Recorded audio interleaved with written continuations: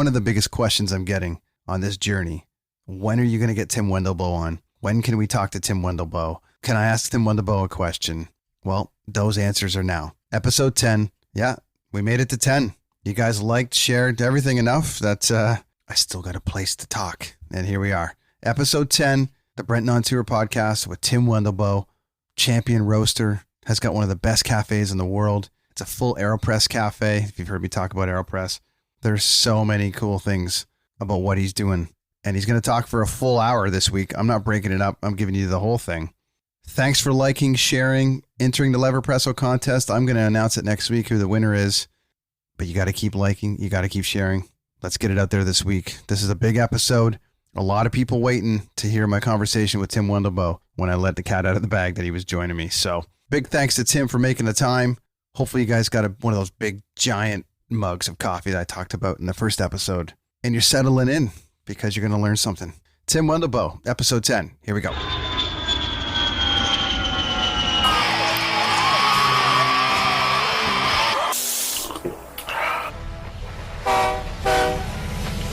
Oh, no, thanks. I can't drink coffee late at night. It keeps me up. First pot! You're listening to the Brenton on Tour Coffee Cast, brought to you by things that make coffee, people who make coffee, people who love coffee, and maybe just coffee. You have no idea who he is, but he's on the search for the best coffee in the world. So pour a cup, grab a seat on the John, and maybe, just maybe, you'll stop drinking shitty coffee. It's the Brenton on Tour Coffee Cast with your host, that guy you don't know. Here's BD. Welcome, friends, this week to the Brenton on Tour Coffee podcast. I couldn't be more excited about my guest, who has been an integral part, which he doesn't know yet, but integral part to my coffee journey from around the world. One of the most popular, I mean, I'd like to do your bio for you. I don't know. I'll just tell you this much. My favorite coffee from all of last year, and one of my most favorite cafes in the world, if not my favorite in the world, that I stumbled upon by accident and has now guided me in my coffee journey and other people that I tell.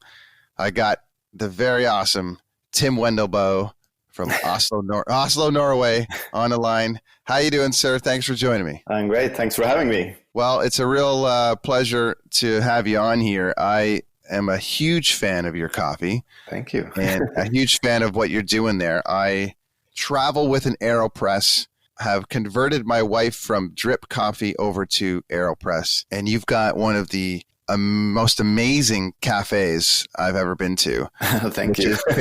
Which is basically a full Aeropress cafe, and it's unbelievable. So I wanted to get you on here as I'm building this coffee podcast and sort of taking people on my journey. And I thought, well, I want to bring you on and see if I can get you on, because I think people need to learn about your coffee. So why don't you give our listeners a little history, a brief bio on yourself, and then we'll get going on a few things. All right. So I live in Oslo, Norway, where I've been living my entire life. And I started out as a barista after high school. I was 19 years old, so that's 21 years ago. And just by coincidence, actually. So I actually didn't like coffee when I started working with coffee, and didn't even know what a coffee shop was, because it was kind of a brand new thing in Norway. And because it was kind of the start of the coffee shop era in Oslo, there was a lot of people who were, trying to figure out how to make good coffee, and we were talking to each other and learning from each other. We created, or not we, but some people created what today is the World World Barista Championship in Norway. So I kind of got into that quite early and got totally hooked on coffee, mainly because of the preparation in the beginning. But then once the coffee started to get or taste better, I also started liking it. And then I had to get into coffee as well. And today I have my own company, which is a small company in Oslo, Norway, where we roast and import coffee. And we also have a coffee shop where we serve espresso-based drinks and Aeropress, yes. It's funny that you mentioned about the process, and that's what got you into coffee, because almost everyone I know that's addicted to coffee, or at least a part of the coffee culture, or would consider themselves part of the coffee culture, are as addicted to the process of making it as much as they are drinking it. Yeah. In North America, it's a very common drive-through. I don't know if you've been to, America, North America, Canada, anything like that, like, the US or any of those markets. But our whole scene is drive-through coffee, really. Pull up, you grab a coffee and a donut, and then you drive away. And Starbucks is here, and there's but I'm finding that as I'm rolling through this journey for the first time, I'm discovering that coffee culture has become a huge part of North America now, and I think it's relatively new. So how old is it in Oslo? Because you said you're only a handful of years in, really, into the coffee scene. How long has the actual coffee scene been in Oslo? It's been culturally, coffee came to Norway like in the 1700s, but after the Second World War, of course, Norway was one of the poorest countries in the world, or in Europe, not in the world, in Europe. And we got a lot of help from the US. And of course, the government kind of didn't want us to spend dollars on coffee. But what the coffee roasters did was they were sending down codfish that we had a lot of to Brazil, and then we got coffee back. So just because of that, we started off with having quite high quality coffee in the supermarkets very early on after the Second World War. And that kind of boosted, I think, the coffee culture here in Norway, because you could access really good quality coffee very easily. And then once Starbucks kind of came to America and Norwegians started to travel to America, some people were studying in America, I think in the early 90s, and then they took the kind of coffee culture or the cafe or coffee bar experience. They wanted to start that in Oslo. So that started actually in the mid 90s. And when I started working in 98 in a coffee shop, I think there was like 4 or 5 coffee shops in the entire country. And then in the 2000s, of course, many, many more opened. And today we have, a coffee bar on every corner, but we don't have a lot of Starbucks here. And they actually just came to Norway, I think 4 or 5 years ago. So it's a very kind of Nordic coffee culture that you don't see in so many other countries. It's very kind of national and not so international, if you know what I mean, when it comes to coffee shops. But it seems so new. Like you're saying 98. So like it's really, would you say that it's really this current trend of coffee culture? Would you say then that it's really only about 20 to 25 years old? Is that really? For sure. Really? Yeah. That's amazing. And then you guys started, doing competitions and all the rest of it. So that's new to Oslo and new to Norway as well, or did you join the rest of them around the world? No. Actually, the competition history is pretty interesting, because my old boss actually went to the US together with one of his colleagues and friends, and there was a barista competition in a coffee trade show called the Specialty Coffee Association. But it was all about kind of adding sugar-based syrups into cappuccinos and nothing more. So they decided to make something different here in Norway. And I think that was in 1998 as well, right before I started working in coffee. And so they kind of made it more kind of espresso and cappuccino focused. And then they had like a signature beverage at the end and so on. And that format that they created in Norway in 98 became the World Barista Championship in the year 2000.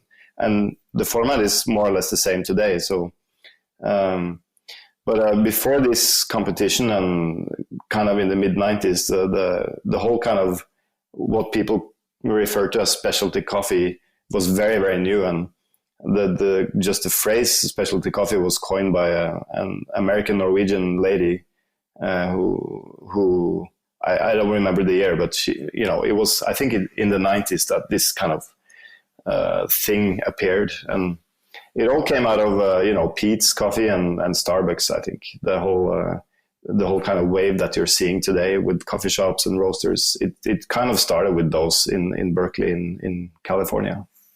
Do you drink only your your coffee? Or when you're traveling, when you're traveling around, are you on the search for amazing coffee like the rest of us, or do you will you slip into a Starbucks, or will you slip into a Lavazza or Illy place? Which Illy and Lavazza were like early parts of my journey. So I always have a soft spot for them. But do you just kind of like, I'll just run in here and grab something from this cafe, or are you? Not really. I never had that kind of what do you call it? The need to drink coffee. So I didn't like coffee before I started kind of drinking good coffee. So if the alternative is bad coffee, I just won't have coffee. There's plenty of other beverages I can drink, tea or beer or juice or whatever. But I always try when I travel to visit good coffee shops, and I kind of know where to go because the industry is not that big, and I can just ask friends who live in that country, which are the top 3 that I should visit on my visit or whatever. So when I travel, I of course drink other people's coffees, but when I'm home, I mainly drink my own coffee, but I do taste a lot of coffees from other roasters and cafes, and also, Starbucks coffee. We have to kind of, you need to kind of have some reference to where you are in the market. So you need to taste both good and bad coffee, I think. Now, why Aeropress? Now, I discovered, this is funny. So this is my newness to the journey. So I was in Oslo for an event, and my Aeropress had broken. So I was missing a couple of parts from it more than anything. And I had gone into one of the local malls, and they had said, no, we don't, but you should go out to this cafe. They may have some. And it was your cafe that they sent me to. Great. And by accident, I walk into the place, and it's a full Aeropress cafe. And I couldn't believe it because my neighbor up the street from me opened a coffee cafe, and she did Aeropress, which is a whole process that, people need to adjust to. And it was some of the best coffee I've ever had. So when I walked in there, I was like, holy, it's a whole Aeropress cafe. So what made you decide Aeropress? Like, is there other methods that do you have other cafes where you run your product through, espresso machines or anything like that? Or is your storefront Aeropress all the way, and you're go Aeropress? How did that come together? Because it's a hell of a product. Well, I have to say that we also have an espresso machine, and we sell a lot of espresso drinks, but probably 50 to 60% of our coffees are made on the Aeropress. And the reason why we chose that was actually kind of coincidental as well. First of all, I don't think the brew method is that important. You can make really good coffee regardless of brew method, but you just need to know how to do it.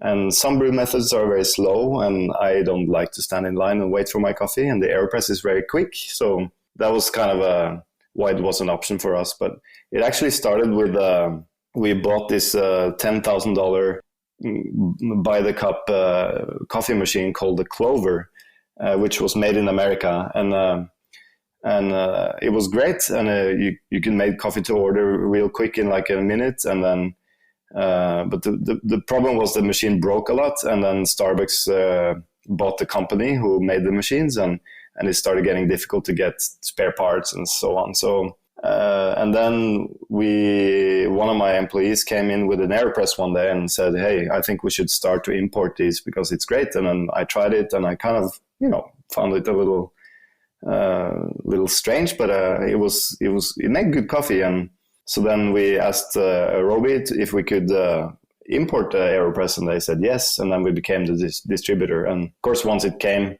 we didn't really know how to use it. So we created what we call the World Aeropress Championship, which is actually a thing. It's unbelievable. It's unbelievable. Yeah. And then, we discovered, we could make a coffee as fast as on that $10,000 machine. But, the Aeropress doesn't break. And if it breaks, it's quite cheap to replace instead of having that machine.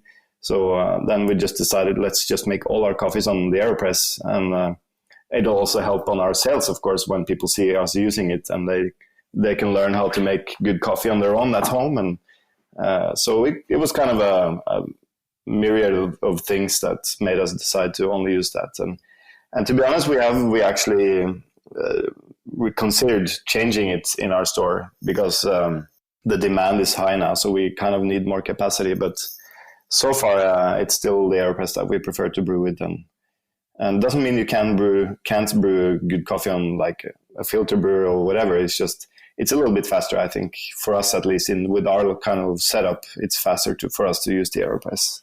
And for people that want to check out the setup, there's a couple things. So, in the big picture of things, Tim, it doesn't necessarily matter. However, I did have a top 5 coffee from last year that I posted on my Instagram in my sort of where I did a rundown of my top 5, and you guys were number 1. And I put a picture of the cafe up there. So if people want to see what the cafe looks like just from my journey from last year, you can find it in my coffee section on the Instagram. But online, you've got, instructional videos, how you guys make it, and you guys can really check out what the cafe looks like. It's a must visit. I just sent my friend Brent Fitz there in there when he was with Slash in town playing on the recent world tour that they did. And he walked in and was like, oh my God, this place is amazing. And it was really, I think people need to see it to really see what it's all about.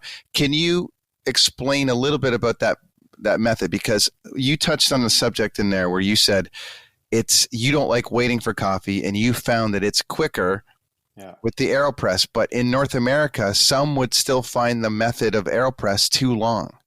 So, some would go, I have to wait for the coffee to boil, or and I know you guys have you have a predetermined temperature, but can you break down that method to people? They walk into your place, and what's the process that you put them through? Because it's amazing. Your water temperature is perfectly set. Like how do you make it so quick? So when you come in, we have a little menu on the counter where you can choose between the coffees we have to offer. So normally it's about 6 to 8 coffees. And then if you choose your coffee, we'll have to, grind the beans into the Aeropress. We normally preheat it a little bit with some hot water and just to rinse the paper filter. And then the coffee goes into the Aeropress. We weigh out 14 grams coffee that's in the Aeropress. And then we put it underneath a water boiler that has 93 degrees water going straight onto the coffee. So 200 grams of water. And then we stir it 3 times. We put a little kind of plunger on just to create a vacuum so the water doesn't go through the paper filter. And then after a minute, we take the plunger off, we stir 3 times, wait a couple of seconds, and then we press. And in total, the whole process takes 2 minutes maximum. Unless there's a huge line, of course, with the Aeropresses, then it might take a little bit longer. But you have to realize that Oslo is full of places where you can buy coffee and get it very quickly. And people don't come to our cafe to get a quick coffee. They come to have a good cup of coffee. So absolutely, most of our guests are, willing to wait 1 or 2 minutes for a nice cup of coffee. And of course, sometimes we have a line, especially in the summer. So they have to wait a little bit longer, unfortunately. But we're trying to have enough baristas behind the counter to kind of run through the lines pretty quickly. And on busy days, we actually have one person standing all day, only making Aeropress, not doing nothing else. So we kind of have a designated Aeropress person. Do you and you were mentioning 93 degrees? Is that the optimal coffee temperature, or have you messed around with the temperature of the water over the time? No, that's a good question actually, because there's a lot of opinions there. And for me, with our coffees, because we roast pretty light, we can use boiling water. You're going to lose some temperature regardless when you pour it onto the coffee, because the coffee is, room temperature. The brewing device is also normally room temperature or a little bit hotter and so on. Fortunately, with the Aeropress, it's made of plastic, so it doesn't steal a lot of heat from the water. So that means we can actually run slightly lower water temperature out of the boiler. And the reason why we do 93 is because if we do higher, we actually have to wait for the boiler to kind of get up to temperature. Whereas with 93, we don't have that kind of lagging time. And then you just adjust your grind setting to kind of fit that temperature. But a lot of people say that you need lower water temperature. And even if you read on the recipe on the Aeropress box, it says it's best with 80 degrees water, and that's Celsius. Which, Which in Fahrenheit, I don't know. You have to figure it out. I've had many methods of doing it. And people, if they want to learn, and I encourage you all to go to Tim's website. It's just basically timwendelboe.com, correct? I believe. Yeah, or .no or .com, doesn't matter. And so there's loads and loads and loads of videos on there on how this method works. And you've got, inverted, you've got all these different cool videos for people that, want to test out coffee. And it's a must watch if you have an Aeropress. And I'm guessing that anyone listening to this is going to do me a favor and run out and buy one. If the message as soon as you're done, because it's literally one of the best methods I've ever had. But there's some videos on there that are super educational, and I think that's a really great thing that you are doing as far as educating people on the method. And do you have you personally? I mean, obviously you probably have an Aeropress at home, yeah? Or what kind of gear? Yeah, of course. What kind of gear are you working on at home? Do you have anything more than that, or is it one of those things where it's like that's good enough for you? No, actually, normally I make coffee for both my wife and myself. So we actually use just an automatic filter brewer that I helped develop here in Norway, and then we have a small home grinder, and that's normally what I would use because we have to make 2-3 cups at a time. But when I'm traveling and also if I'm kind of going on a cabin trip or whatever, I normally would bring an Aeropress just because it doesn't weigh anything and it's easy to use. And the problem is that when you start pulling out your Aeropress and your hand grinder, you start making a good cup of coffee, everyone around you wants one as well. So you just end up standing all day making coffee for everyone. Listen, I run concerts for a living, Tim. All right. So I travel the world with bands and I run concerts, and I always have a coffee station set up. And wherever I can, I actually try to have your product. I have other, beans from around the world wherever I go, but I always try to have a bag of Tim Wendelboe standing by, just because people drink what they drink, and then I'm like, okay, come, when you want the good stuff, come and hang out. But the second I break out the Aeropress, I was making coffees for people in catering because the kettle was there, and I would just go in, make myself a coffee or whatever, and then people would just stop what they were doing and come and line up and taste it. And I was like, oh, this is like the next 25 minutes of my life to a half an hour if I'm not careful, because people will just line up. And so then I moved the whole process to my office, more for a personal coffee, but for people in the know to stop by. And it's still a lineup outside if I'm not careful once I start brewing it. So I feel your pain, man. So it's the downside, especially if you're doing hand grinding. But I always had pleasure of kind of serving other people nice coffee, and it's a nice thing, but it can also be quite annoying if you're just, in a hurry in the morning and your neighbors you're in a hotel and everyone wants to have a cup of coffee, Yeah, neighbors knocking in. So Tim, I wanted to ask about, how long your journey was to establish yourself here.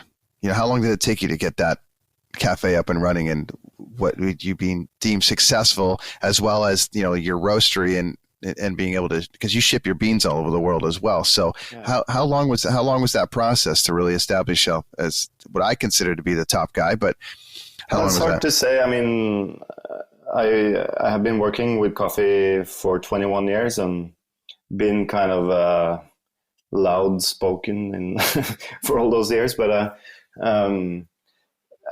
I used to run a coffee bar chain in the mid 2000s or early 2000s with a friend of mine, and that's also when I was competing in the World Championship, which was pretty new back then, and I managed to win that championship in 2004.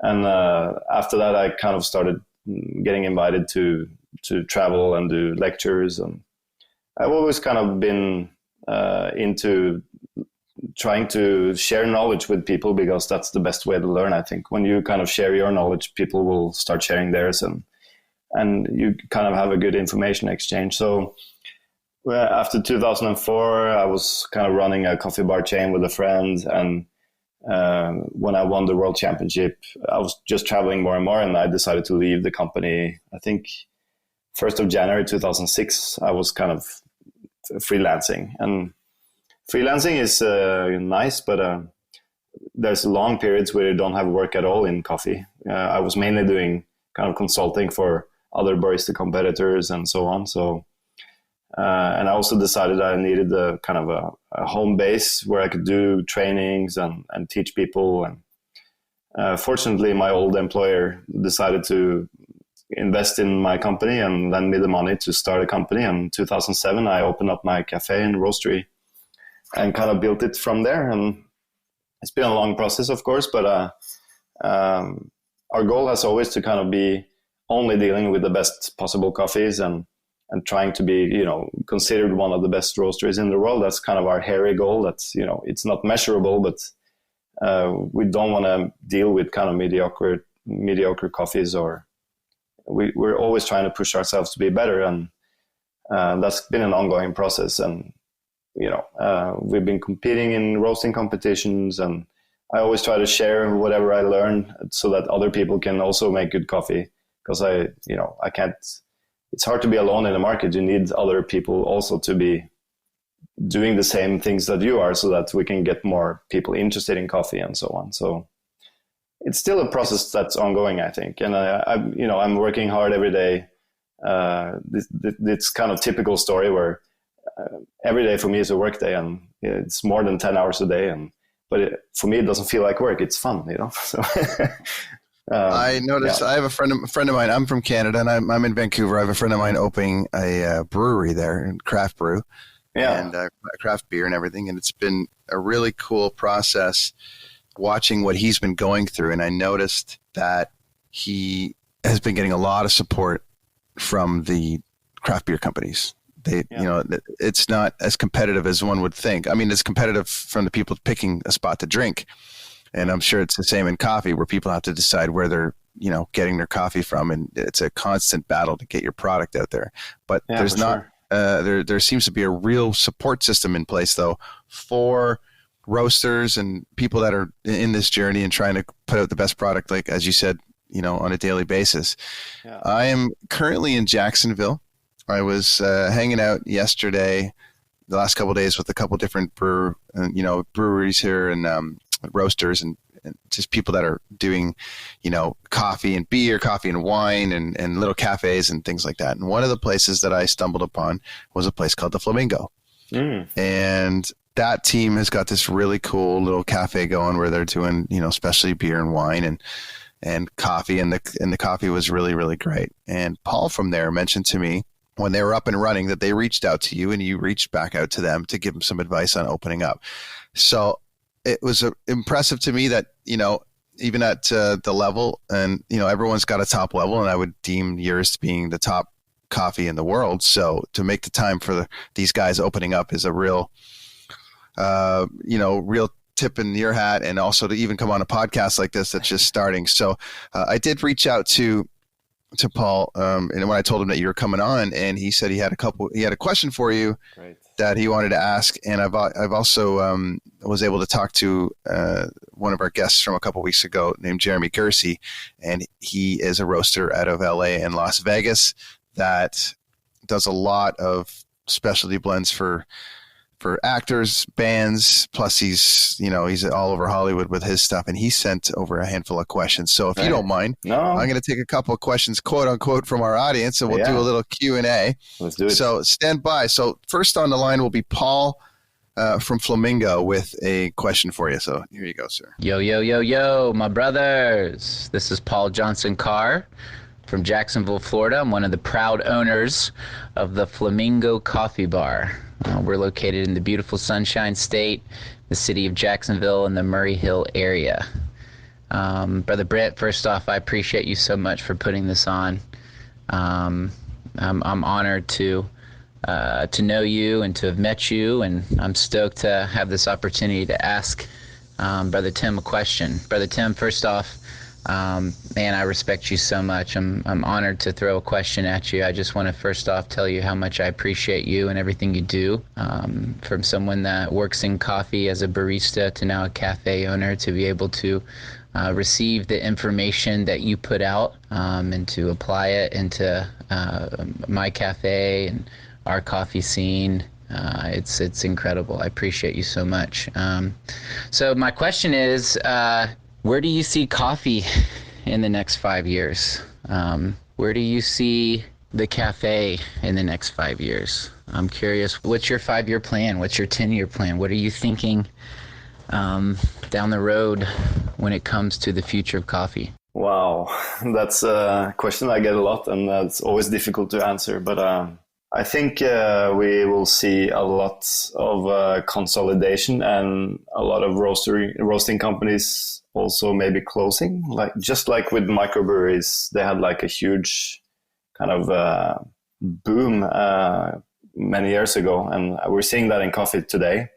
And I think it's getting quite competitive. And there's a couple of things that happens in the market at the moment is that a lot of roasters are looking to get cheaper coffees because they think they can compete on price. And that's, is not great for the coffee farmers.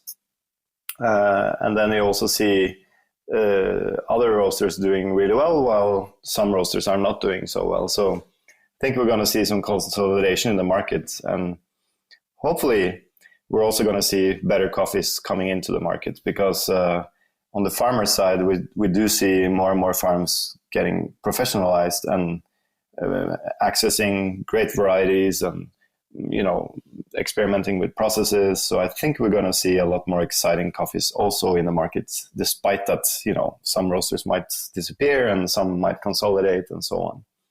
Technology-wise, I don't really know. I'm hoping that we'll get even better roasting machines that will help us, roast coffee even better. Feel like that's the kind of the biggest challenge today is not to brew coffee better, but to actually roast coffee better. And also maybe coffee grinders should get better. But, I don't think any technology will make the coffee much better than it is today, because in the end it's just water and coffee mixed together somehow.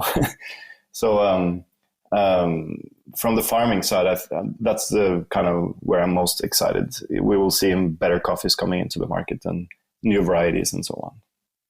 Thanks, Paul, for your question.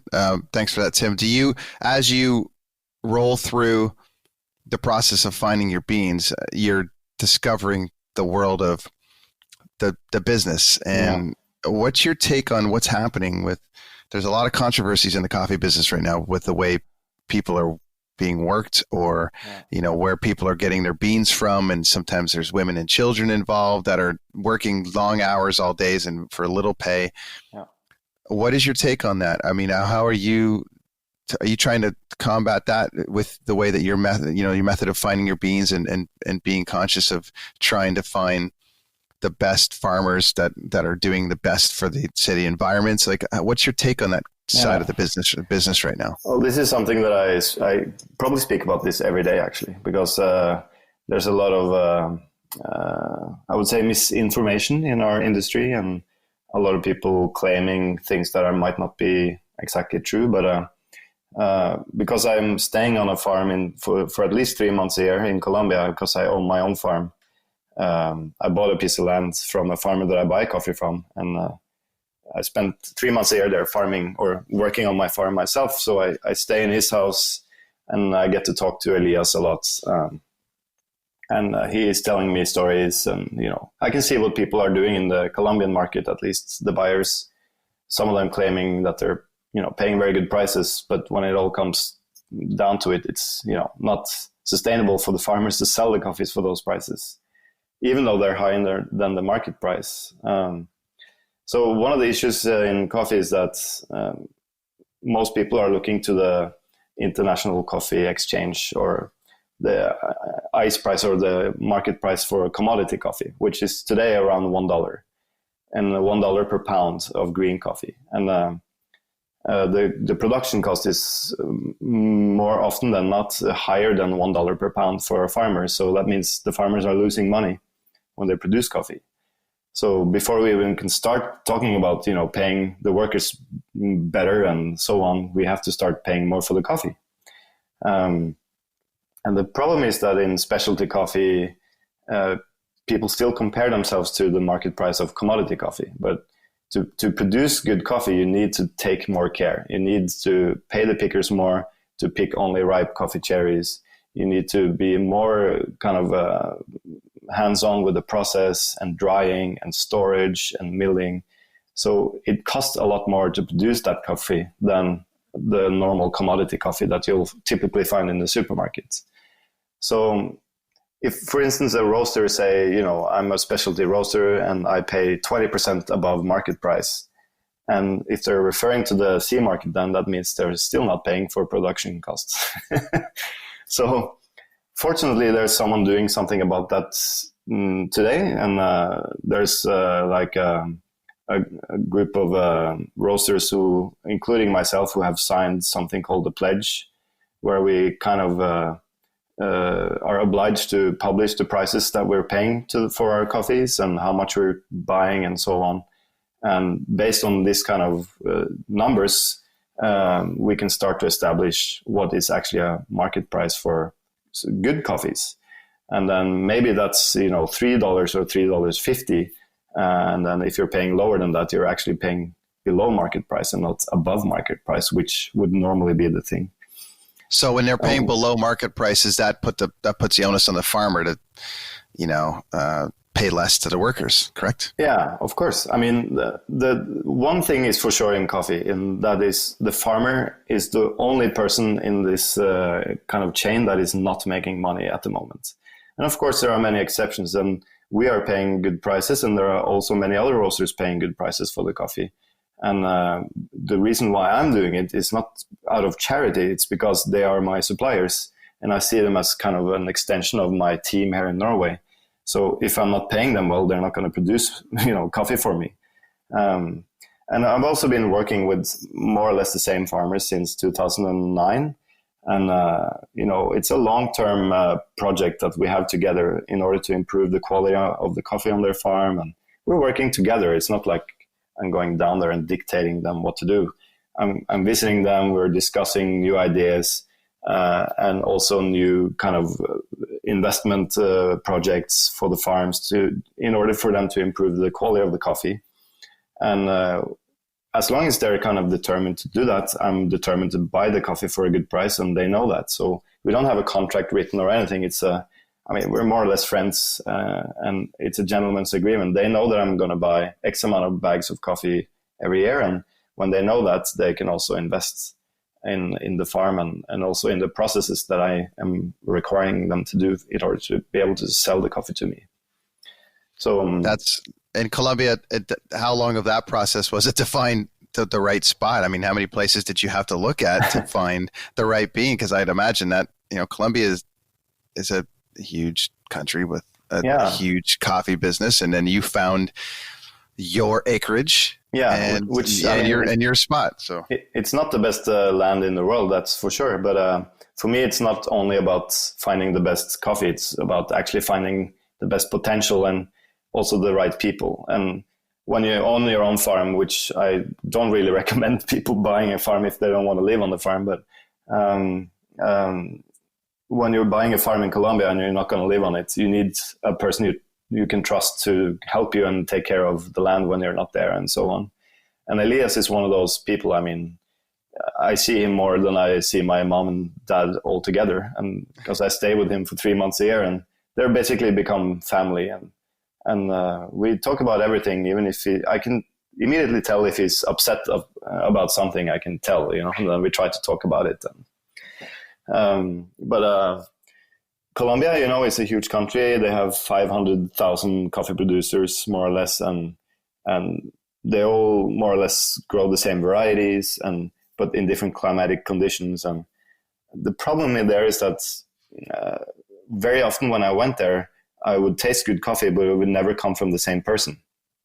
And that's just because they don't have enough money to kind of invest in paying the pickers a good price to only pick ripe cherries. They don't know that if they invest that money into the coffee, they don't know if they're gonna get that money back when they sell it. So that's why I'm kind of working with one producer there, and have been working with him for many years now. And every year we try to improve something on the coffee, and we do experiments. But we have a protocol that he needs to follow, and we agree about X amount of bags that he's going to do that protocol, and that because he produces more coffee than I can buy, and he's not able to sell all his coffee for a good price. So he would lose money if he did all his coffee after that process, if you know what I mean. Well, it's the best coffee I've ever had. So what he's doing down there, but it's awesome. So it's really, really, really great. I mean, I know personally, I have had a lot better coffees in Colombia, and especially from Nariño and Cauca. But the reason why I kind of ended up in Huila with Elias is, first of all, the person, and also that he had a farm that was 60 hectares. So if I did a lot of work there, I could actually get some volumes to buy. But also at the time where I was kind of looking for farms down there, Nariño and Cauca was a little bit more unstable with the FARC and everything. But I mean, I feel completely safe when I'm traveling in Colombia. I was just advised not to kind of stay 3 months in Nariño in a random farm in the mountains there, So speaking of great coffee roasters, so I had the pleasure of meeting Jeremy Gersey out of Vegas and LA. He was on my show a couple of weeks ago. He does coffee for bands. He does coffee for movie sets, and has got a really unique method of roasting, which you guys could probably chinwag over for hours, which is an interesting method of roasting, which is called the cloud roast, which never actually touches, the roaster. It actually floats in the air. So it's a really cool process. And Jeremy's a big supporter of you. He's got a really great coffee that I love just as much as yours. He's put a lot of passion. He's got an amazing story so far that he's built up, and he wanted to send in a couple of questions for you, if you don't mind taking a couple of those. I figure on this we'll let him do his thing. So this is question number 1 from my friend Jeremy Gersey in Jeremy Gersey Coffee. Hey Tim, Jeremy here from J. Gersey Coffee Roasters. Just want to say I'm a huge fan and have a lot of respect and admiration for you. My question to you is, what is your take on espresso extractions? Do you think there should be frecking, or do you think espresso should come out a solid, even color? Wow. We brought the big guys out for this episode, let me tell you. Yeah. Never had that question before, actually, but it's quite interesting. I don't think I'm not so hung up on color on espresso, to be honest. I think it should be like when you're making a filter brew. The color in the beginning is always going to be darker because there's more to extract. And as long as the water is continuing pouring through the puck, you will just see lighter and lighter color on that water coming through. And I think why espresso is difficult is because you brew under pressure. It's very fine grinds. It's very easy to not do a proper kind of preparation of the cake of the coffee. So more often than not, you have very uneven extraction. It's very rare that I taste over-extracted espresso. It's very, very common that I taste under-extracted sour espressos.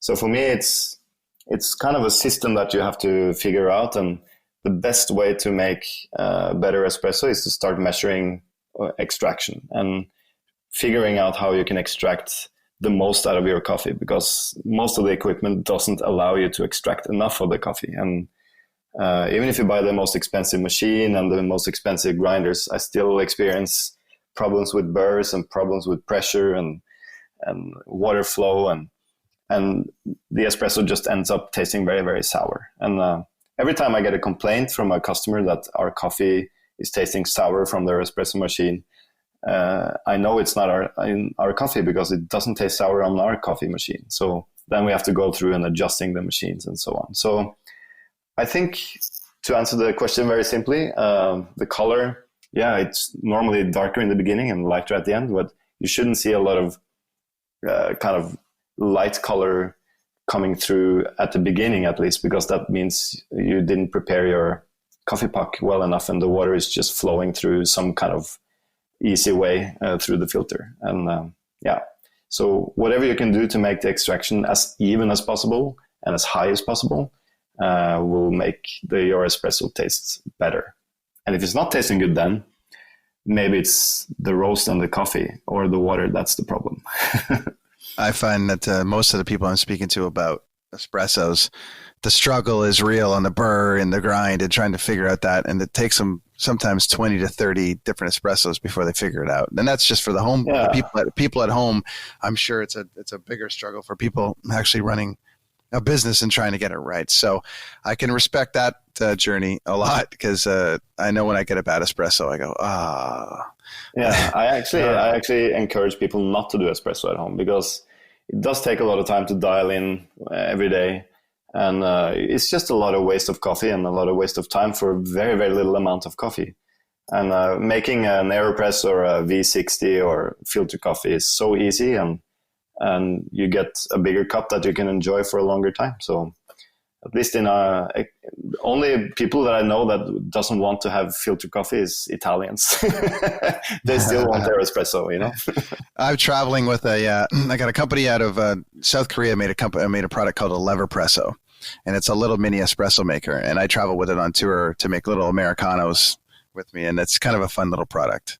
You know, you get a little puck, and next time in Oslo, I'll bring one by and show it to you. So. Yeah, and we should make some in my store and have some espresso. I mean, I really, don't get me wrong, I really like espresso. It's just, for a lot of people who are not that into espresso, it's a lot of money and a waste to get an espresso machine and so on. But I do have clients that they have La Marzocco Minis at home, like a machine that's, it's not cheap, and then they've invested in a grinder and they love it, of course, but then it's sort of more of a hobby than it is just to making yourself a cup of coffee in the morning. I've got one more question from Jeremy here. I believe it's on roasting, and we'll roll that, and then I'll finish up with you here because I know you got a busy day, or at least you're getting ready for dinner. Oh, perfect. Yeah. Hey Tim, Jeremy here from Gersey Coffee Roasters. My question to you is, do you have an ideal roast profile that you like to use? Obviously, I know from region to region it might vary profile-wise, but I'm wondering if you have a go-to profile you like to use. Also a challenging question. A roast profile that I like to use? Well, it really depends on the roaster that I'm using, of course. And the first thing that I do when we get a new coffee is to measure moisture content of the coffee beans, because I know that a coffee bean with slightly higher moisture content, like 11% or more, needs more time and more energy in the roast. So on those coffees that have high moisture content, I would go quite aggressively in the beginning with heat, and then quite gentle at the end of the roast, because there's a lot of water in the bean, and it seems that you can kind of develop the bean with less energy at the end when it's very moist.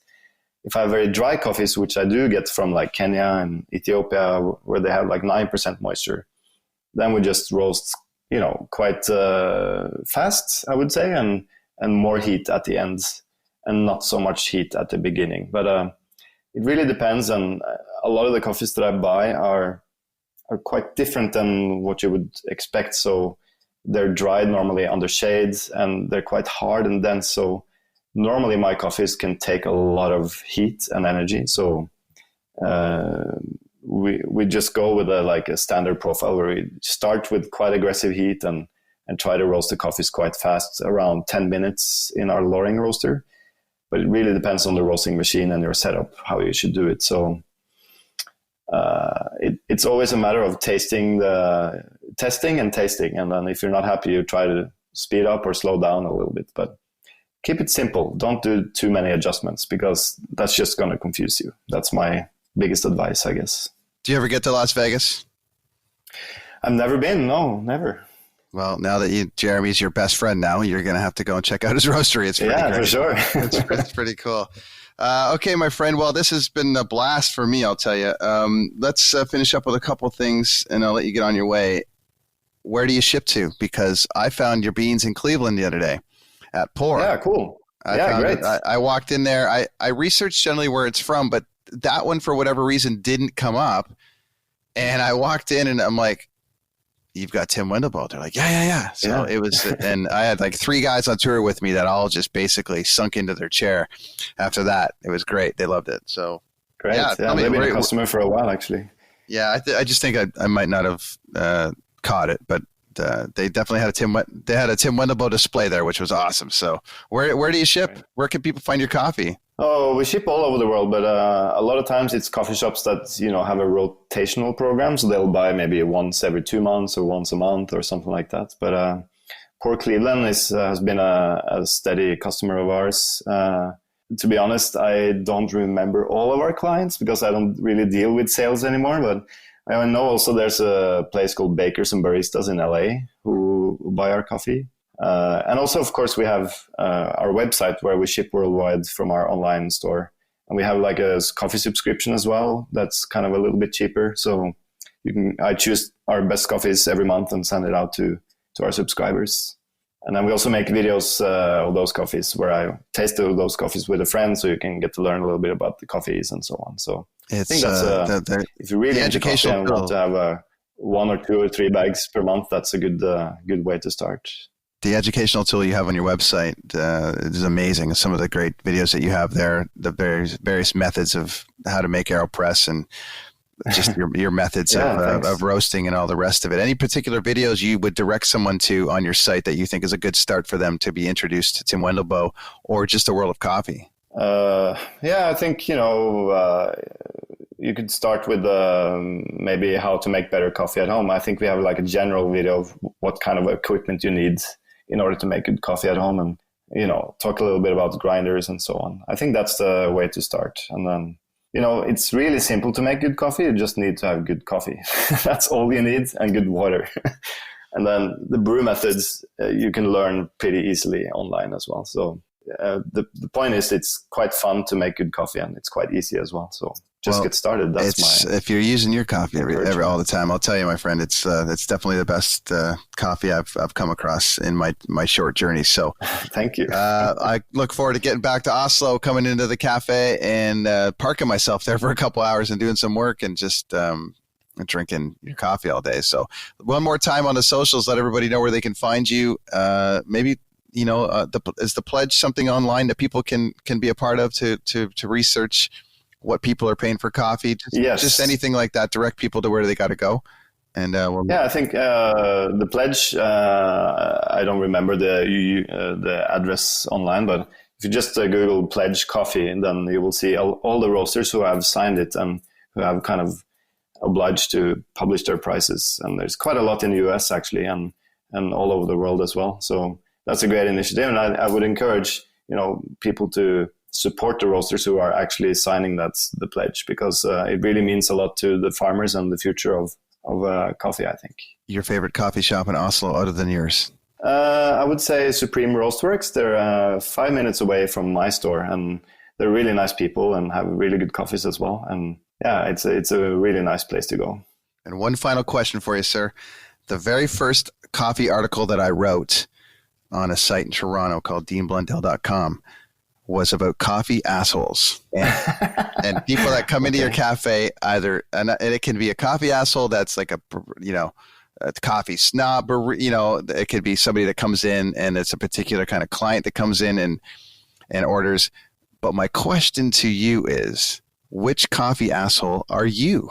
So for me, because we all are in some capacity, I will only drink the good stuff now. So I'll be traveling around and my mom will want to go through it, or my, friends or somebody will want to go through a drive-through. And I'm like, nope, we're going here and we're going to wait in line. And like, you're an asshole. We just want to get good coffee. So, all right, how would you define yourself if you had to pick a version of a coffee asshole? Which one would you be? I think my reputation, at least, have been that if you ask for my opinion, I will actually tell you my opinion, which a lot of times can put people off. So if they make me a cup of coffee and they ask me, how was it? And normally I perceive that as they want my honest opinion. So I would, if it's not good, I would say, I didn't like it, or I found it too roasty or whatever. And then where they might expect me to just say, it was really nice. But I've learned to kind of moderate myself a little bit when it comes to that. But that's kind of the asshole reputation that I've gotten, at least in the industry. Well, it's not being called an asshole when you're the pro and you're the best at it, my friend. It's just an opinion. So anyways, thanks for the time, Tim. I really appreciate you coming on this podcast with me and helping me launch it around the world, because that's my plan. And I want to educate people on my journey of coffee and the fact that your cafe and your coffee has played a significant role in the beginning of my journey. It means a lot to me that you would spend some time with me to talk about your journey. So I appreciate it. Oh, thanks so much. Be sure to visit timwendelboe.com, head to his cafe and place in Oslo whenever you get a chance. And we will see you when I'm in Oslo, my friend. Fantastic. Let me know, and then we'll have a cup of coffee. We'll have many cups. Thanks, buddy. Fantastic. Have a great day. Thanks very much.